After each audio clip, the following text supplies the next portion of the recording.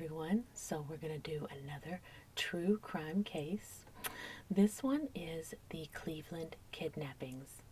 Now, if you watched my first one and were a little bit unsatisfied at the fact that it was unsolved, this one is a bit more satisfying because it's got a resolution. And so I'm just going to jump right in. So let's go. I normally like to start by talking about the victims and to focus on the victims, but in this case, I would like to talk about the perpetrator first. I think it helps to get a good understanding of who this person is, and that lays the story out for you. So, Ariel Castro was a school bus driver. He had worked for the school for over 20 years, and he ultimately lost that job due to bad judgment. He did a few things that were frowned upon by the school district. So, for example, he made an illegal U-turn while there were children on the bus. He once used the bus to go grocery shopping. That was frowned upon. He left a child on the bus while he went and took a lunch. It's not funny, but it is. And he also would leave the bus unattended and take long naps at home. So he wasn't very responsible in his position. However, he managed to hang on to a position in the school district for over 20 years. He was also a salsa performer for a salsa band. He played bass guitar, and he was known to be very good at it. He was said to have been one of the best bass players in that city, and he was well respected in that community amongst other salsa bands, and he was just known to be really entertaining and good at it. Now, he was one of 10 children, came from a Puerto Rican family that had great family values and was very much respected, not only in Cleveland, but just amongst their friend group and people that knew the Castros. They were just down-to-earth, good people. And so, yeah, he was well-liked and pretty much just a regular old guy. Now, in the 80s, Castro met Grimilda Figueroa, and she went by the name Milda for short. And they fell in love, and he really was very much into her, loved her very much, and asked her to be with him and live with him in a home on Seymour. Grimilda has since passed, but stories from her sister say that the minute that they moved into that house, all hell broke loose, and that's in her quotes. He began to be really possessive, and he would beat her. Over the course of being together, he had broken her ribs, her arm, her nose, and that's only what had gone reported. So her family believes that he probably did a lot more than that, but it went unreported, and she was in a cycle of abuse. So he was very possessive about what she could wear, where she could go. He didn't want her to dress provocatively in any way. He was worried about men seeing her. He didn't want her to leave the house. He didn't want her to watch certain television programs. He would come home and he didn't allow her to watch The Cosby Show because he didn't like African American people. Can you believe it? So he would come home and he would touch the back of the television set, and if it was warm, he would go and get the TV guide, and he would look through the TV guide to see what programs that she had been watching, and if it was inappropriate for him, she would get beaten. So, not a very happy life for Milda. Sounds pretty miserable. However, she did bear 4 children for him, and so I think she used her children a lot as a reason to stay, although for me that would be a reason to go. But, you know, it's hard to look back and blame a victim, especially someone who is in a cycle of abuse, because we weren't there and we don't know. However, in 1996, she did leave. She got her children and she moved out, went to stay with family. Now, Castro continued to threaten her after this, and in spite of restraining orders or injunctions filed, he still managed to find her and end up hurting her. So 9 years later, Milda filed a complaint with the Domestic Relations Court, accusing Castro of inflicting injuries to her and frequently abducting his own daughters. So there was a temporary restraining order filed, but somehow it was dismissed a few months later, and it's unclear as to how, but these things happen, and it's hard to find information on it, but somehow he got away with it, is the gist of it. So once Milda left, Castro lived alone in this home, and many people that would visit or come over would notice that he wouldn't allow them to come in, or if they did, it wasn't for very long, or he'd say, let's have beers outdoors. He wanted to stay like on the porch area or in the backyard. He had locks going from his basement to his attic, padlocks on doors, and even his own family members thought that very strange, and they might talk amongst themselves about it, but no one really questioned him, especially after his wife left and he was kind of considered a bachelor in his family. And he had so many other interests that it kind of rounded him out and I guess normalized him a little bit. They kind of turned a blind eye, or they just thought, well, he's just a little bit of a weirdo. I mean, I think we all know people that have some really weird things going on, but we could let it go because people are weird sometimes. So now that I've told you about Ariel, I don't want to spend too much more time talking about him because he's disgusting. But also, we're going to hear about these victims, okay? So let's talk about Michelle Knight. So this is August of 2002. Michelle Knight is having a tough time in life. She grew up in poverty. She really never had it good to begin with. And she ran away at age 15. She lived under a bridge for a while. Her parental situation was just awful. Her mother, from what you can tell from her mother, she just didn't care much for Michelle. And that's a big generalization for me to make and to say out loud. But you'll see that she doesn't get much attention, or she had a horrible childhood. She dropped out of high school when she got pregnant, and she gave birth at age 17 to a little boy who she named Joey.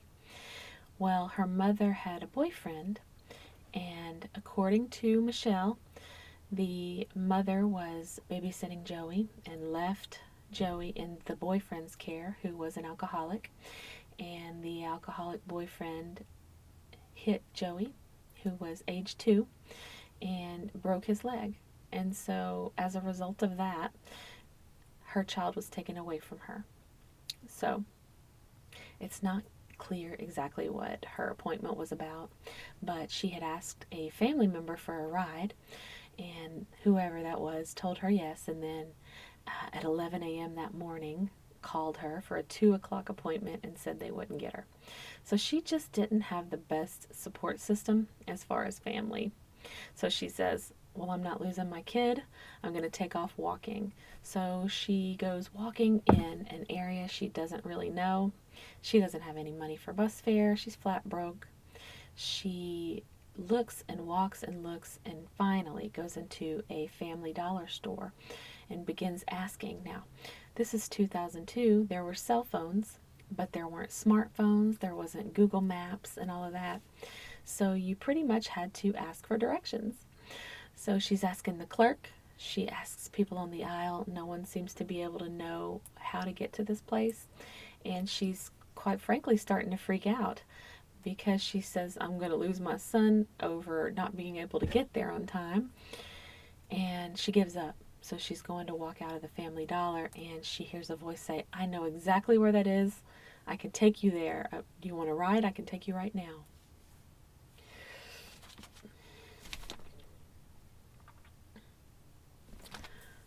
So she looks up, and it's a guy with messy, bushy hair, and he's got on a flannel and some jeans, and he's got stains all over his shirt. And she recognizes him right away. She has a friend, and her friend from school's name is Emily, and she remembers Emily having her dad's picture in her phone and just showing her pictures of her dad. And so she says right away, "You're Emily's dad."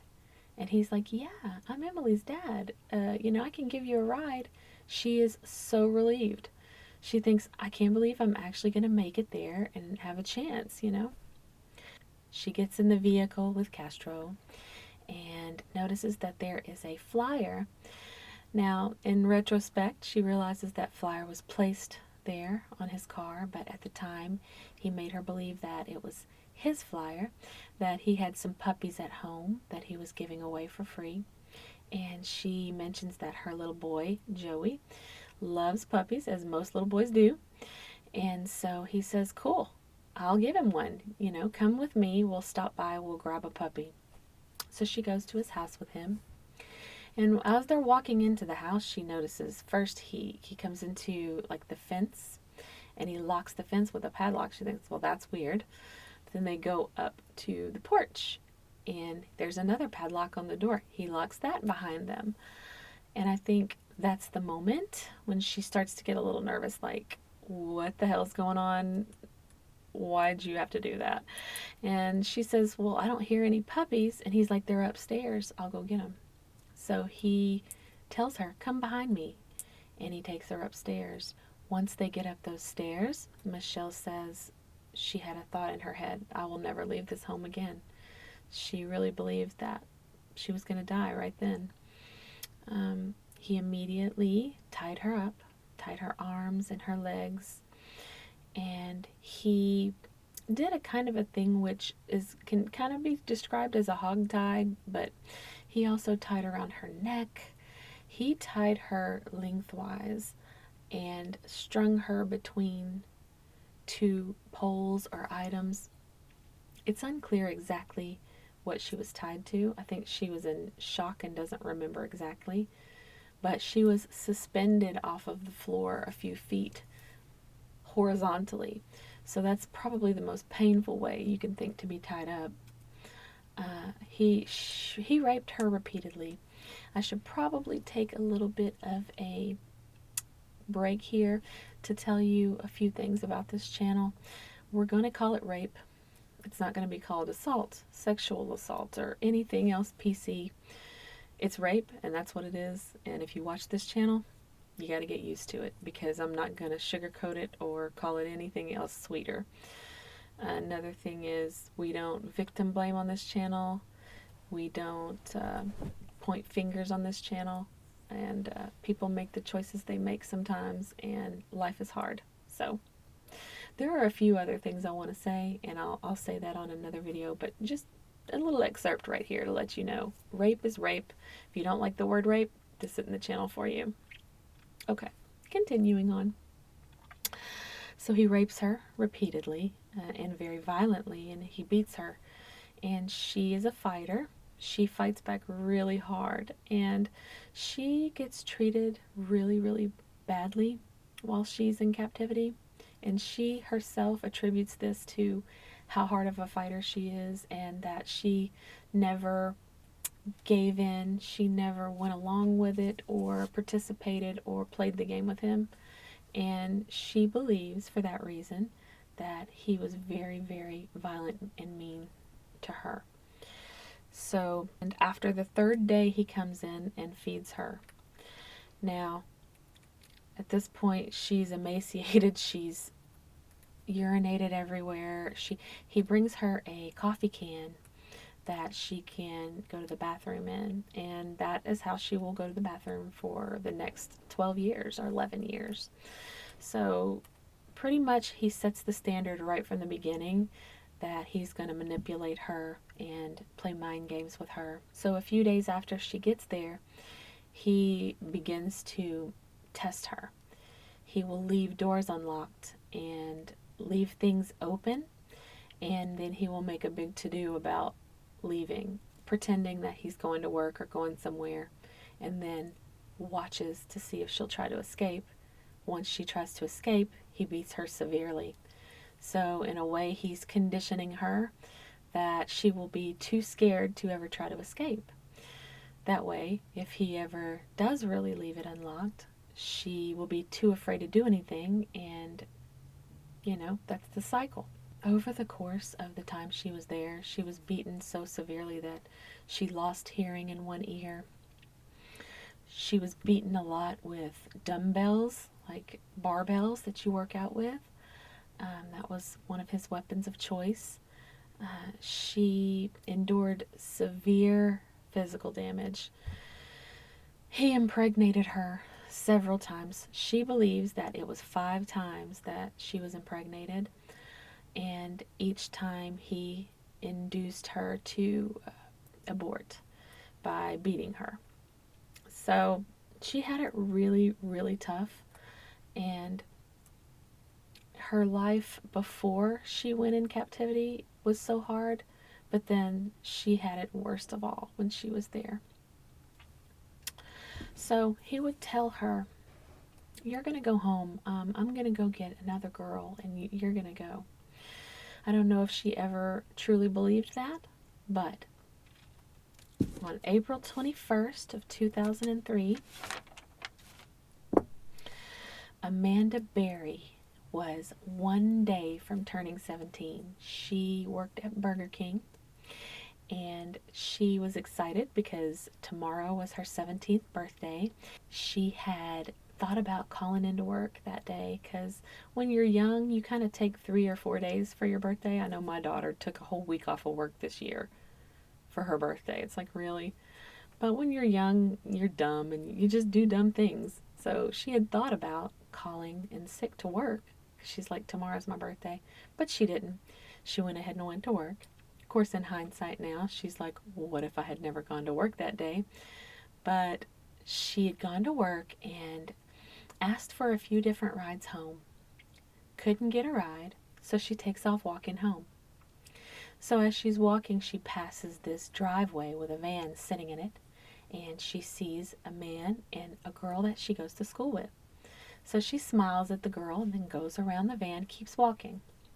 A few minutes later, the same van pulls up, except this time the girl is not in the van. It's just the man. So he immediately offers her a ride, and she accepts because she has wanted a ride, and she realizes that that was her friend's dad. So as soon as she gets in the vehicle, he begins talking about his son and how much he loved working at Burger King, trying to build a rapport with her and make her comfortable. He also says something about his daughter that she knows to try to make her, kind of relax a bit and trust him. So she notices that they pass her street, and she brings it up, and he says, "Oh, well, I was going to take you to see Angie real quick. Do you want to go see her?" And although she's nervous at that, she plays along. She just wants to keep everything cool. So she's like, "Sure, yeah, let's see her for a minute." So they get to his house, and when they walk in, immediately he starts pointing out things and showing her things, like he's giving her a tour. And he tells her, "I think Angie is in the bathroom right now taking a bath. Just give her a few minutes. We'll wait for her." So she thinks it's weird, but people are weird sometimes. So she just kind of brushes it off. And, that goes to what they always say on My Favorite Murder about fucking politeness. Don't worry about being polite. Just get the hell out of there. Don't ever get in the ride to start with. Don't worry about hurting this dude's feelings, okay? He's going to live. He's going to be okay. Just fuck politeness, basically.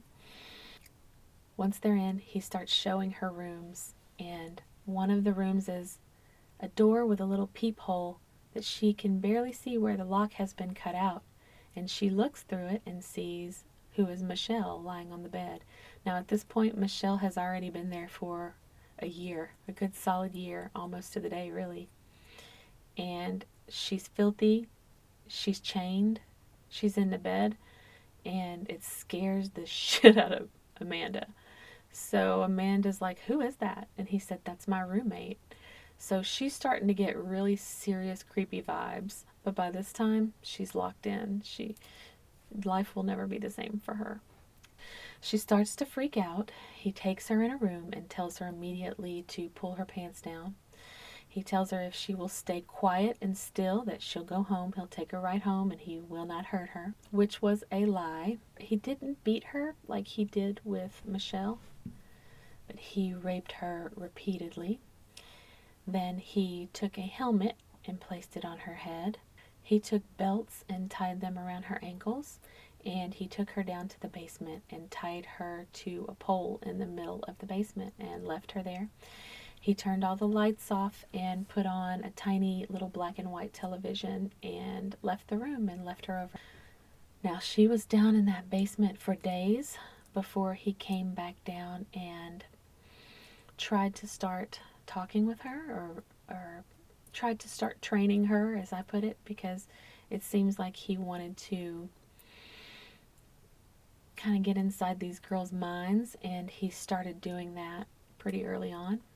Now, Amanda's family was worried. Her sister Beth noticed that she never came home, and they knew that she had plans for her birthday. She had $100 that was saved in the top drawer.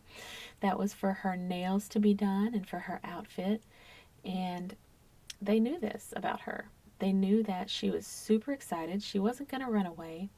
You know, the cops immediately want to say, she's probably out with friends. She's probably going to be home in a few days. Don't worry about it. And she knew something was up. So her mom filed a missing persons report. And they were all over the news as well, pleading for her daughter to come home.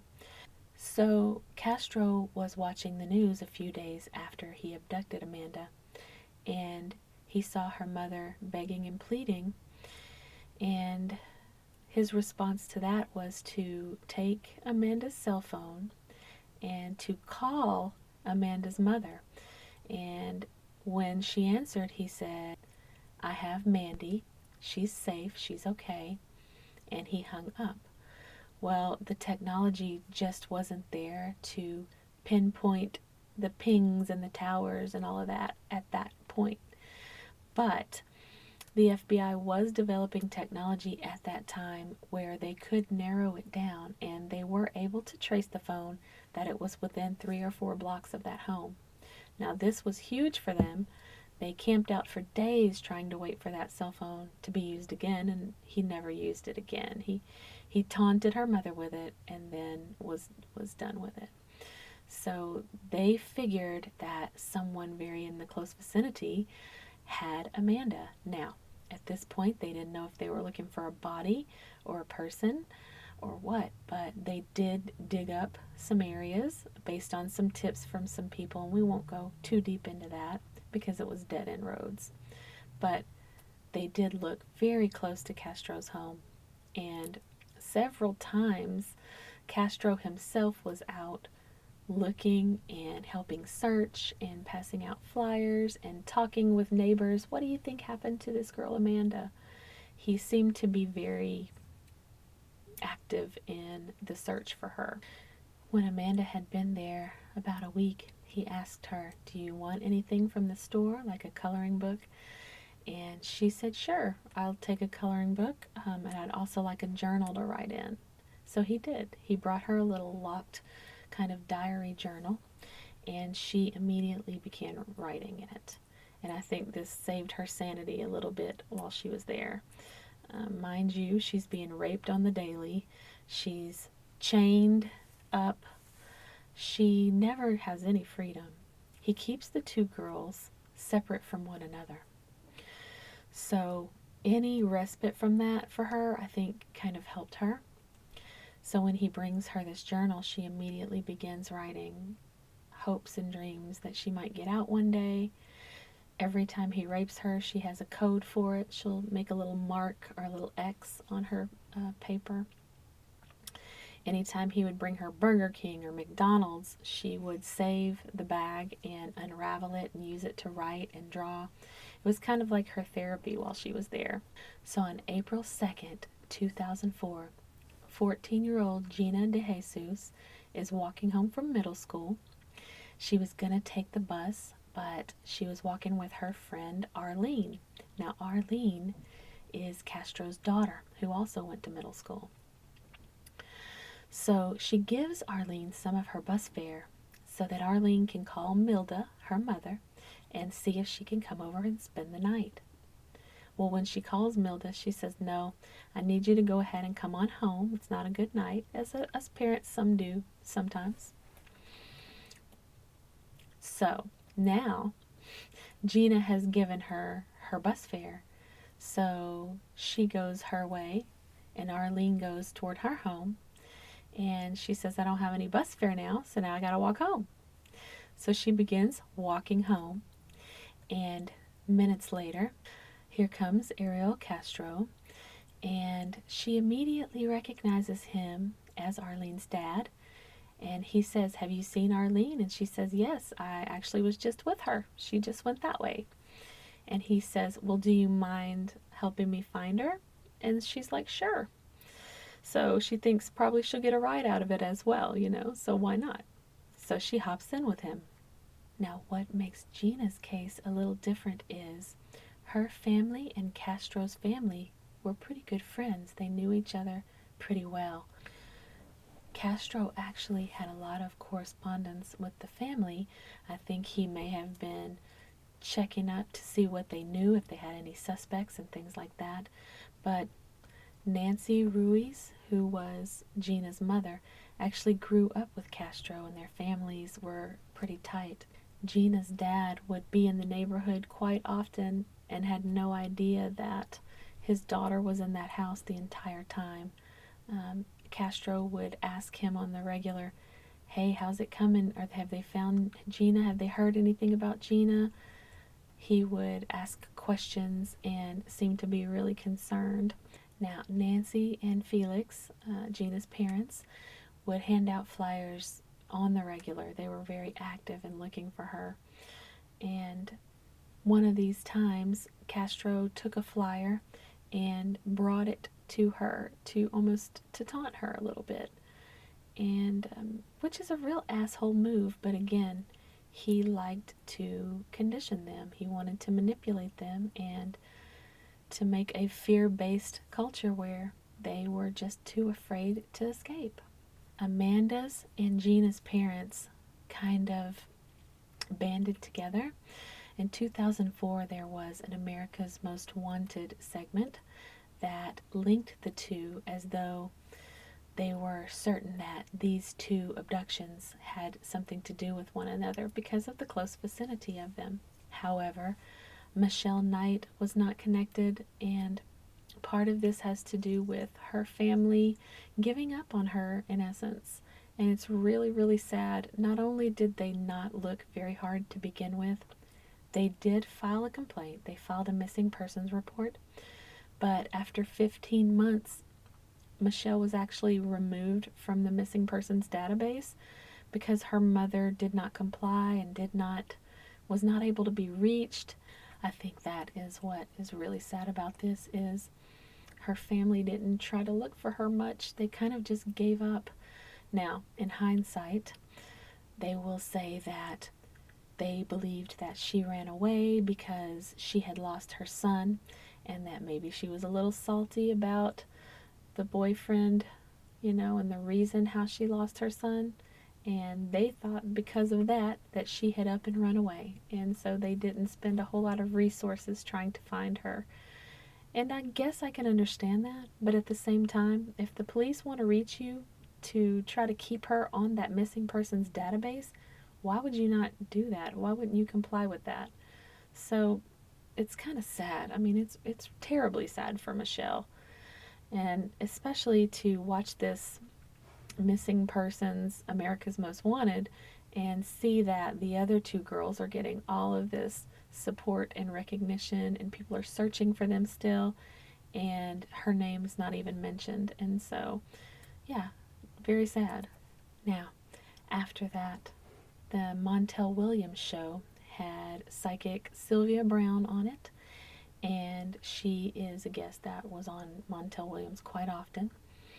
And Amanda Berry's mother was on this show, and she asked Sylvia about her daughter and said, "Can you see anything? Can you tell me anything about my daughter?" And she told her that her daughter was dead. She told her she was in water and that she would see her again, but it would be in heaven. So this devastated her mother. She lived life differently after that. She went home and took down a bunch of pictures. I think she lost a lot of hope, which is what keeps those parents just clinging, is hope. And she believed Sylvia, and it devastated her. She started giving away some of Amanda's belongings, including her computer and some other things. But I think she just basically was tired of hanging on, and when she heard that, it just was the straw that broke the camel's back. So that's really sad because her mother died not too long after that. So she died with this feeling in her heart like her daughter was dead. So one thing about Amanda's stay that was a little different than the other girls is that Castro kind of treated her like a wife. He was nicer to her, and this pitted the girls against one another. Because when you have almost nothing, then any little thing that you have, it's a big deal. So if she would get attention, or sometimes she would get fed first, things like that. She would get blankets, and that would bother Michelle. She'd get small little things we take for granted. They looked at her like she was his favorite. And when she became pregnant, she was terrified that he was going to make her miscarry the same way that he did with Michelle so many times over. Michelle would get pregnant, he would beat her, and she'd lose the baby. So she was really scared about it. But this time, she used her brain to manipulate him, and she would, even though it made her cringe to touch him, she would take his hand and put it on her stomach, and she would talk about the baby. She'd make him feel it kick, and she'd make verbal plans and say things to him to try to make him think that she really cared for him. And it worked because he actually wanted to keep that baby. And when it was time to deliver the baby on Christmas Day of 2006, he purchased a children's swimming pool, one of those inflatable pools, and he told Michelle that she was in charge of the birth and delivery, and that if the baby didn't survive, that he was going to kill her. Well, this terrified Michelle, but she also wanted the baby to live.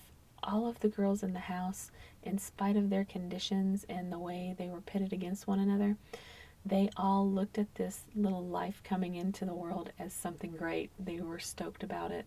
And I guess if you think about it, if your life consists of nothingness, then anything like that would probably give you something to wake up for every day. So she gave birth to the baby in the swimming pool, and the baby did stop breathing, but they were able to open her airwaves, and she let out a big cry, and everyone was glad that the baby lived. Now, Ariel Castro sat in a chair reading a birthing book the entire time, but he did allow the baby to have things it needed.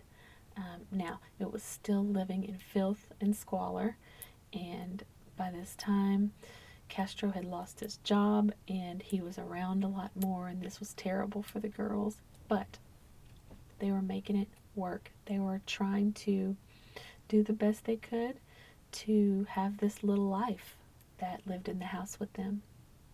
So Amanda knew that Jocelyn, who was her daughter, she was not going to have a normal life, so she would give her a pretend life. Every morning she'd say, "Let's walk to school." She'd take her by the hand and they'd pretend to walk to school. She would try to homeschool her in a little tiny little room. And it's really sad, but that's what happens when you do what you have to do. It's almost like it's like your brain has a survival mechanism in it, that you make the best of what situation you're in, and I think that's what Amanda was trying to do. Castro would not allow them to say Jocelyn's name. They would call her Pretty, is what they were allowed to call her. Now, he carried around a picture of Jocelyn, and Jocelyn was allowed to do things that the women in the house were not. She could roam freely about the house. He would even take her outside. He'd show pictures to his mother and say that that was his daughter by another relationship. And I think that he really had a soft spot for her, but he knew that there was no way in hell that he could ever make it public because of the manner by which the child was conceived. So on May 6th of 2013, Amanda is in her room and Jocelyn comes up and says she can't find Dad. And Amanda says, well, go check the garage. She checks the garage and comes up, no, he's gone. He left the door open. Well, this sets off a bulb in Amanda. He left the door open. What? So immediately she thinks it's a test, right? And the other girls are in their rooms and they're listening to this. They both know he has a propensity for testing them, and it's almost like they won't even dare try anything because they don't want to be beaten severely. Well, so she sends Jocelyn, knowing that Jocelyn is allowed to do these things. And Jocelyn comes up, he's gone. So she says, do I do this? Do I take this chance? So she runs down. She sees that one of the two doors is open to the porch. Now there is a regular door, and then there's kind of a storm door, like it's an exterior, heavier storm door. So that door is locked, but she can see that there's a sliver of light where she can see outside. She can barely fit her arm through it. And when she looks through, she's saying, is Castro out here? Is he trying to get me? Is he tricking me? She can't see him. He's gone. So she sees some neighbors that are sitting on the porch across the street, and she says, to hell with it. This is my chance. She reaches her arm out, and she's waving her arm and starts screaming at the top of her lungs, belting it out. Help, help me. So one person ignores her. I mean, that's always going to be, that's the world we live in. But the people across the street come over like, hey, what are you doing? What? And she's, help me, let me get out.